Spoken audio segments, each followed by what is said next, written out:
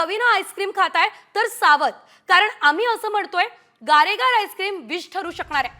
भंडाऱ्यामध्ये expiry date उलटून गेलेलं ice cream विक्री झाल्याचं समोर आलंय। एका ग्राहकाला आईस्क्रीम दिलं त्यावेळेस एकावर एक 2 स्टिकर होते। एक्सपायरी झालेल्या तारखेवरती नवीन स्टिकर लावलेलं होतं आणि इकडे या आईस्क्रीमची सर्रास विक्री होत होती। त्यामुळे आईस्क्रीम प्रेमींनो, एक्सपायरी डेट पाहूनच आईस्क्रीमचा आनंद लुटा। मार्टमध्ये आईस्क्रीम घ्यायसाठी आलो होतो, पण इथे MFG आणि एक्सपायरीवर एक टॅगलाईन लावलेली होती, म्हणजे एक स्टिकर लावलेला होता ज्यावर फक्त MFG दिसत होती, एक्सपायरी दिसत नव्हती।